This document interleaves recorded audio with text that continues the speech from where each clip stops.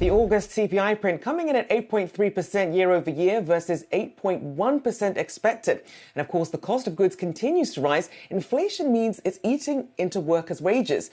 Mandi Woodruff-Santos, Brown Ambition podcast co-host and Yahoo Finance contributor, joining us now to discuss. So, Mandi, give us some context here. How much is this now currently eating into wages?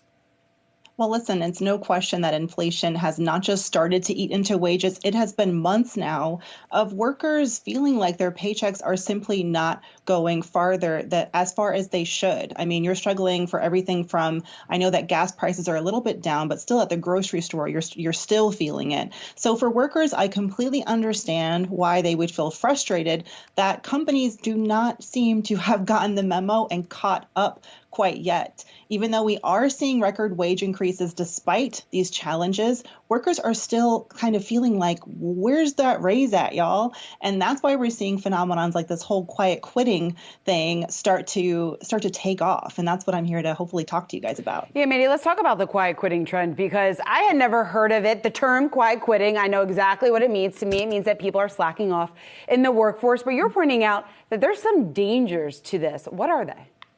Listen, I want to be clear. I am completely empathetic with any worker out there who is feeling like, whoa, I am being asked to go above and beyond, and I'm not even being paid a living wage, or I'm not even being paid sort of what my market value is. At the same time, I do think that there are some risks involved and that you have more to lose than gain by so-called quiet quitting. First and foremost, you've got to think about your professional brand. I talk about this until I'm blue in the face, and I still need to talk about it more. Your professional brand is so important, not just where you are now, but this is the powerful enticement, the powerful magnet that's going to attract more lucrative opportunities to you. Not if you're known as being the one who's, like you said, slacking off or just doing the bare minimum. How do you expect to get referred by former colleagues or people who interact with you at work for opportunities if you're just kind of known as the one who's not really bringing their A game? And Mandi, people might be short-sighted in sort of their quiet quitting, but because talk about negotiating power. Obviously, that doesn't just refer to the raise you might get in your current job, but even your next job and the position you're putting yourself in. Yeah, exactly. You may feel like you're being underpaid, but I'm telling you, the recruiter or the hiring manager that you were interviewing for, that you would love to hire you because they're going to pay you so much more, they don't know what you're earning and they don't really care. What they do care about is what is the impact to your team and how can you illustrate that, certainly on your resume, but also in the conversation and the interview process. So think about what kind of impact am I making at my current job and how much is that going to impress my future employer, not the one that you've got today. You have to think beyond the job that you have now and think beyond the passive aggressive approach of quiet quitting to kind of, stick it to the man or stick it to your boss and think about your future boss, right? Mandi, what about just core engagement? Because so many of these workers are saying that they don't feel engaged at work. Is there anything that they can maybe do to specifically help this? And also, how do you think working from home has kind of played into this trend, if at all?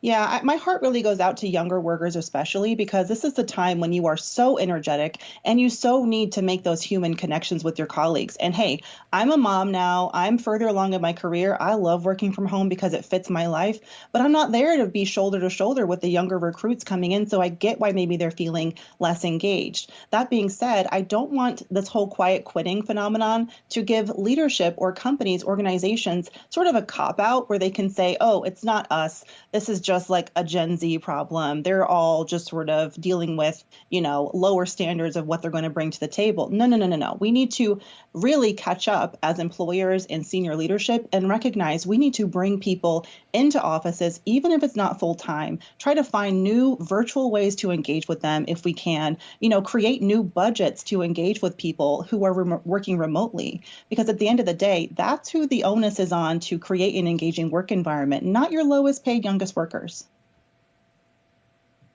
And I want to ask you, because a lot of people who are doing some not so quiet quitting on TikTok, sort of voicing their concerns that they're fed up with their job. But what is a more useful and productive way to sort of channel those frustrations into something that could perhaps lead to some solutions or to put you in a better position?